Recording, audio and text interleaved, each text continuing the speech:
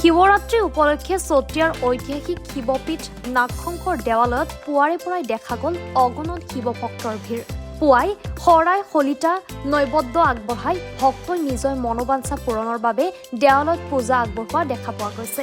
ইফালে শিৱৰাত্ৰি উপলক্ষে দেৱালয়ৰ বাহিৰত অনুষ্ঠিত হোৱা মেলাতো উপস্থিত হৈছে অসংখ্য লোক।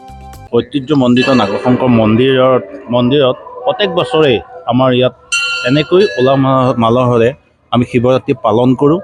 নাগশংকৰ মন্দিৰৰ পৰিচালনা কমিটিৰ সকলো বিষয়ববীয়া তথা ওচৰত থকা সকলো ৰাইজ, আমাৰ যুৱক যুৱতীসকলে ইয়াত সকলোৱে সহযোগ কৰে আৰু বিভিন্ন প্ৰান্তৰ পৰা অহা ভক্তপ্ৰাণ ৰাইজেও আমাৰ ইয়াত নাগশংকৰ মন্দিৰত এই আজিৰ দিনটোত আমাক সহযোগ কৰে। আৰু আমি আজি মেলা ভাগতে আমি আচলতে আমাৰ নাগশংকৰ মন্দিৰত দুভাগ মেলা হয়।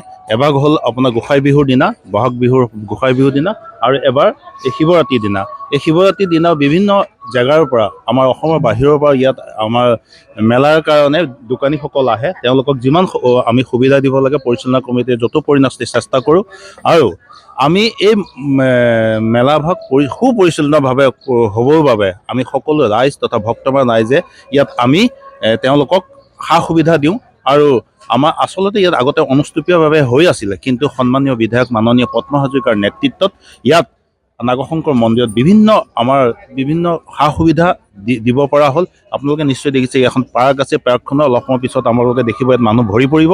আৰু যিহেতু আমাৰ নাগশংকৰ মন্দিৰৰ এটা ডাঙৰ ঐতিহ্য আমাৰ কাছ, এই কাছটোৰ কাৰণেও মানুহ আহিব, ভক্তপ্ৰাণ ৰাইজ আহিব। আৰু ইয়াতো বিক্ৰেতাবিলাক আহিব, বিভিন্ন ইয়াতে বস্তু কিনিব। আপোনালোকে 6:30মান বজালৈকে দেখিব বিভিন্ন লানি নিয়া ফুট বব। আৰু এই পৰিচালনা কৰিবৰ বাবে আমি অহোপূৰ্ণস্ত চেষ্টা কৰোঁ যেন ক'তো ক্ৰুটি নৰয়। ইয়াত আমি সকলো কৰোঁ। আৰু ঠিক আবেলি সময়তো সন্মানীয় বিধায়কো আহে, তেওঁৰ নেতৃত্বতো তেওঁ অলপ ইয়াত গোটেই পৰিচালনা ক্ষেত্ৰত অকণমান চাই দিয়ে। আমি পৰিচালনা কমিটিৰ তৰফৰ পৰা ধন্যবাদ জ্ঞাপন কৰিছোঁ। আৰু বিপুল ৰাইজৰ যি সোঁত, মন্দিৰৰ প্ৰতি থকা আস্থা, আমি সেই ৰাইজক আমাৰ পৰিচালনা কমিটিৰ পৰা তেওঁলোকক ৱেলকাম কৰিছোঁ। আৰু যদি ক'ৰবাত ত্ৰুটি ৰখি গৈছে, আমি পৰিচালনা কমিটিৰ তৰফৰ পৰা তেওঁলোকৰ ওচৰত ক্ষমা মাৰ্জনা বিচাৰিছোঁ। চতিয়াৰ পৰা চাহিদুল ইছলামৰ ৰিপৰ্ট, এনি ভাৰত 24।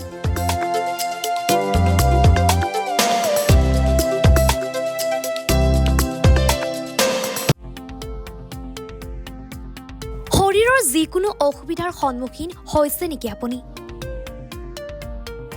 শাৰীৰিক সমস্যাৰ প্ৰতিকাৰ কেৱল আমি দিম।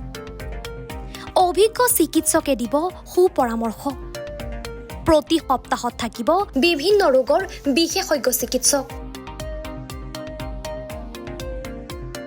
চাবলৈ নাপাহৰিব এনি ভাৰত 24ৰ বিশেষ অনুষ্ঠান স্বাস্থ্য বিশেষ।